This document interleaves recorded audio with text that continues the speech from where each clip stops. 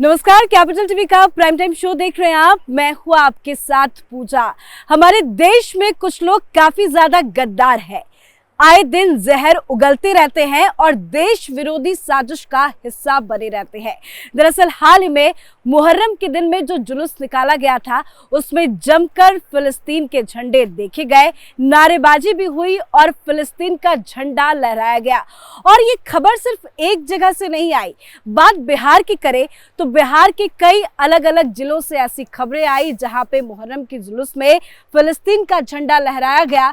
तो वही बिहार के साथ साथ ये खबर झारखंड से भी आई, उत्तर प्रदेश के भी कई जगहों से ये खबरें आई और इसी के साथ ये खबर श्रीनगर जम्मू कश्मीर से आई।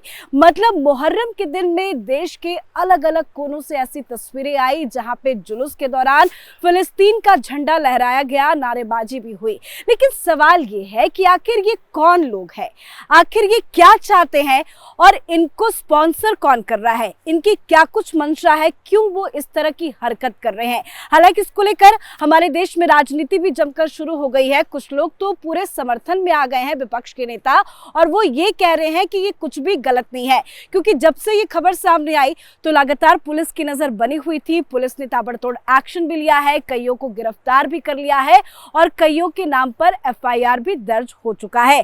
तो देश विरोधी साजिश आखिर वो कौन लोग हैं जो रच रहे हैं, बताएंगे आपको। मेरे साथ जुड़े हैं कैपिटल टीवी के editor in chief doctor Manish Kumar. Doctor साहब, बहुत बहुत स्वागत है आपका। धन्यवाद। जो फिलिस्तीन झंडा लहराने की तस्वीरें हैं, तमाम सोशल मीडिया पे वायरल है, खबर से हलचल भी पैदा हो गई है, लेकिन मेरा सवाल आपसे यही है कि ये आखिर कौन लोग हैं, क्यों इस तरह की हरकत कर रहे हैं? देखिए, फिलिस्तीन का जो मसला है जी, चाहे वो हिंदुस्तान हो, चाहे वो ब्रिटेन हो, यूएस हो, कनाडा हो, कोई एक जगह तो फिलिस्तीन दिखाया नहीं जा रहा, हर जगह दिखाया जा रहा है। अचानक से फिलिस्तीन से इतना प्रेम किसको हो रहा है भाई? मुहर्रम से फिलिस्तीन का क्या लेना देना? हिंदुस्तान के लोगों को फिलिस्तीन से क्या लेना देना? तो ये कहा जा रहा है कि नहीं, इसमें कोई बुरी बात नहीं है, क्योंकि देखिए फिलिस्तीन का मसला जो है वो ऐसा है कि हिंदुस्तान फिलिस्तीन के साथ रहा है तो हम फिलिस्तीन का झंडा उठा लिए, कौन सी दिक्कत हुई? सवाल ये नहीं है। अगर आप ये कह भी रहे हो कि फिलिस्तीन का झंडा जो है आप उठा रहे हो out of love, out of cause, कि भाई हम फिलिस्तीन के साथ हैं, हिंदुस्तान फिलिस्तीन के साथ है, इसलिए हम उठा रहे हैं। भाई इस मुहर्रम में तो हिंदुस्तान का भी झंडा होना चाहिए, तो हिंदुस्तान का झंडा क्यों नहीं है? भाई अगर आपको झंडा दिखाना ही है तो आप हिंदुस्तान का भी झंडा दिखाओ ना। आपका हिंदुस्तानी झंडा नहीं है और फिलिस्तीन का झंडा चमक रहा है, दमक रहा है। तो अब इसमें दो तीन चीजें समझने की है। पहली चीज कि ये कोई आम घटना नहीं है, बिल्कुल, चाहे वो श्रीनगर हो। भाई कल आप देखिए, जब इस देश के अंदर चल रहा था शाहीन बाग, जी जी, और बहुत सारे लोग मुंबई में भी इकट्ठा हुए थे, लोग भूल गए वहां आईएसआईएस का भी झंडा था। कौन लोग समर्थन कर रहे थे? वो लोग वही लोग समर्थन कर रहे हैं जो आज फिलिस्तीन के झंडे को लेकर के समर्थन कर रहे हैं। अमेरिका के अंदर, यूनिवर्सिटी के अंदर, हर यूनिवर्सिटी में वहां बवाल मचता है यही फिलिस्तीन के झंडे को लेकर के, फ्री फिलिस्तीन, फ्री फिलिस्तीन। इसका मतलब है कि there are people who wants to create a chaos internationally. आप इस चीज को समझिए कि पूरी दुनिया भर में फिलिस्तीन को लेकर के बवाल करने की मंशा कुछ लोगों की है और जो ये काम करने में ये लोग उसको सपोर्ट कर रहे हैं। एक झंडा हिंदुस्तान में वो 200 से 250 रुपए आता है, इतना बड़ा बड़ा, और वो भी झंडे काफी बड़े बड़े झंडे हैं। भाई आप कहते हो खाने के लिए ये नहीं है और झंडा खरीदने के लिए आपके पास पैसा आ जाता है, सैकड़ों की संख्या में। ये कौन फंड कर रहा है? लेकिन आपने झंडा का जिक्र किया कि साइजेस, अगर जो हम अलग अलग राज्यों से जो तस्वीरें सामने आई, चाहे वो झारखंड से आई, बिहार से आई, कश्मीर से भी आई, तो अगर हम झंडा को देखें तो सारे झंडे का डिजाइन एक है, साइज एक है, यानी कि सिर्फ ये नेटवर्क एक जगह नहीं, पूरे राज्य में, पूरे भारत में फैला हुआ है। अब यहाँ से एक नई चीज को समझने की आवश्यकता है। अगर हमको ये मालूम चले कि ये जो फिलिस्तीन का झंडा लहराने वाले, चाहे वो अमेरिका में हो, ब्रिटेन में हो, दूसरे दुनिया भर में कहीं पे हो, ये सब एक दूसरे से इंटरलिंक्ड है ना। ऑल आइज ऑन राफा, याद आया? बिल्कुल। ये बिना पैसे के हो रहा था, बिना पैसे के हो रहा था, नहीं हो रहा था। तो ये कौन लोग हैं? क्या हिंदुस्तान में उनके साथ काम करने वाले कौन सब लोग हैं? तो इसमें सीधे सीधे मैं कहूंगा, ये कांग्रेसी इकोसिस्टम, ये राहुल गांधी जब ये अमेरिका जाते हैं तो अमेरिका में किन किन लोगों से इनकी मुलाकात होती है? अमेरिका जब ये जाते हैं तो वही जॉर्ज सोरोस के चट्टे बट्टों से इनकी मुलाकात होती है।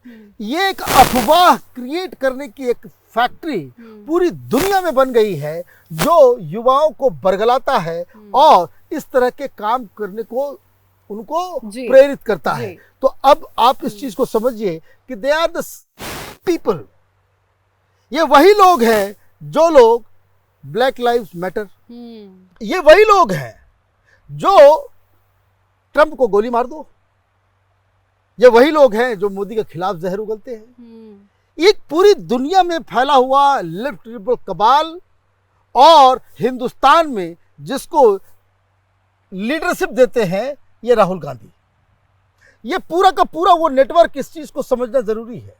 और इसीलिए आप देखिए कि हर किसी चीज के ऊपर ये प्रोटेस्ट, ये लोगों का निकलना, ये अभी से नहीं चल रहा है, ये अभी से नहीं चल रहा है।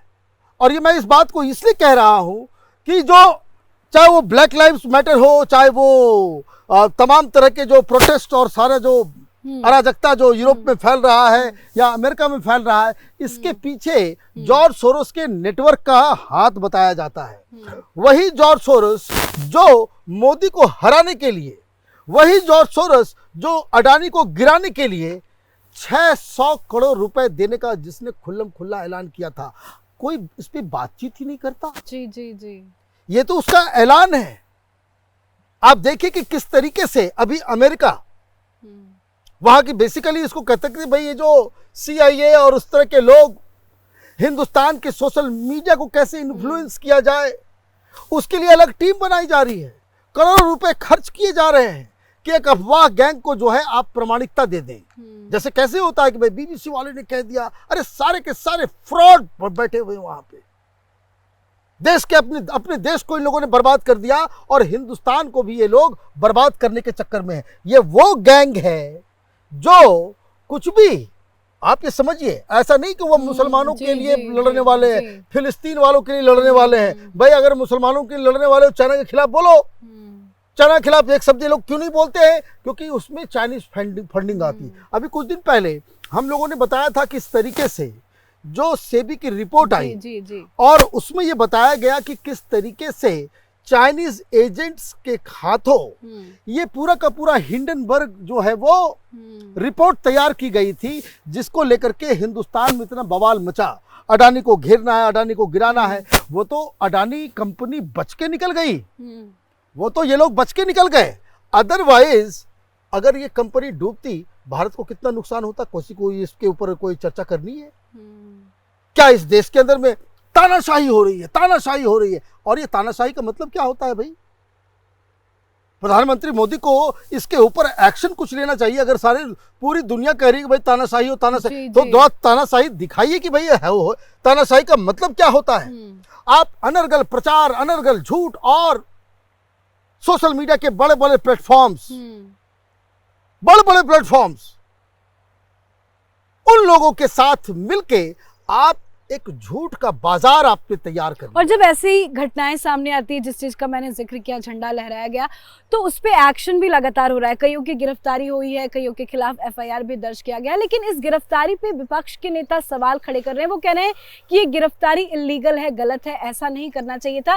फिलिस्तीन का समर्थन करना उनका हक है, आप क्यों बीच में बोल रहे हैं? भाई कल तो फिर पाकिस्तान का झंडा फहराओगे जी, कल पाकिस्तान का झंडा फहराना ये उनका हक है। कल जो है किसी जिहादी ऑर्गेनाइजेशन, किसी टेररिस्ट ऑर्गेनाइजेशन का झंडा फहराना, ये कहना कि भाई ये हमारा हक है। कल चाइनीज झंडा जो है हिंदुस्तान में फैलाना, चाइना के लिए जो है वो आप गुणगान करना, आप कहना कि हमारा हक है। ये हमारे पसंद, ये पसंद नापसंद क्या होता है?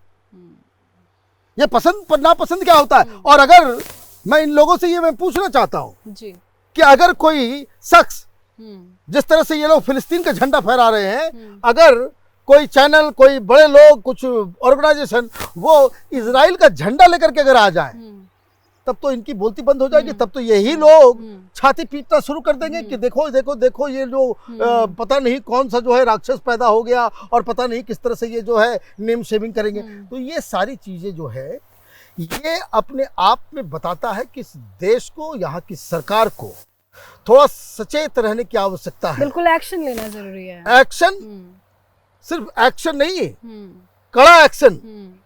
कौन लोग इस तरह के आंदोलनों को, इस तरह की चीजों को फंड कर रहे हैं, कौन लोग जो इस सब की चीज के पीछे पड़े हुए हैं, इन सब के खिलाफ कार्रवाई करने की आवश्यकता है। और ऐसी वैसी कार्रवाई नहीं, कार्रवाई आप ऐसी करें कि फिर कोई विदेश का झंडा, किसी दूसरे ऑर्गेनाइजेशन का झंडा, कोई टेररिस्ट ऑर्गेनाइजेशन का, भाई आपने तो उसको पकड़ा नहीं। उद्धव ठाकरे की सरकार थी, वहां पे आपने तो उसको पकड़ा नहीं कि ये जो ISIS का जो है जिन लोगों ने झंडा जो है ऊपर उठाया था। तो ये सारी चीजें हैं, मुझे लगता है कि इस पे अब वक्त आ गया है कि इस तरह के काम करने वाले लोगों को, इस तरह के काम को अंजाम देने वाले लोगों के खिलाफ कार्रवाई होनी चाहिए। जी बहुत बहुत धन्यवाद सर समझाने के लिए। धन्यवाद। तो वाकई में सवाल काफी अहम है कि आखिर ये कौन लोग हैं, इनकी फंडिंग कहाँ से हो रही है और आखिर ये क्यों कर रहे हैं। लेकिन ये वाकई में देश विरोधी साजिश है और एक जगह से नहीं, ऐसी कई जगहों से ऐसी तस्वीर आई जहाँ पे फिलिस्तीन का झंडा लहराया गया, नारेबाजी भी की गई है और ऐसा पहली बार भी नहीं हुआ है। इससे पहले भी कई ऐसी घटनाएं सामने आ चुकी हैं जहाँ युवकों के द्वारा, बाइक सवारों के द्वारा झंडा लहराने की तस्वीरें भी सामने आई है। लेकिन मुहर्रम के बाद तो लगातार ऐसी तस्वीरें सामने आ रही है जहां पे युवाओं का एक ग्रुप, एक बड़ा सा ग्रुप फिलिस्तीन का झंडा लहराते हुए नजर आता है और नारेबाजी भी करता है। हालांकि मुहर्रम के जुलूस के बाद से जब से ये खबरें सामने आई है उस पर पुलिस भी सख्ती से कार्रवाई कर रही है, सख्त एक्शन लिया भी जा रहा है। हमारे आज के खास शो में फिलहाल इतना ही। देखते रहिए कैपिटल टीवी। नमस्कार।